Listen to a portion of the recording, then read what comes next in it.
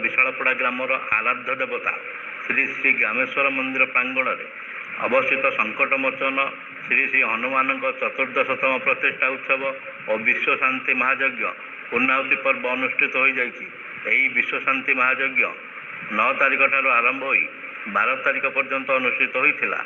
यही उपलक्षे प्रत्येक दिन प्रसाद सेवन कार्यक्रम सह सुनामधन्य कलाकार मान द्वारा सांस्कृतिक कार्यक्रम अनुष्ठित होता।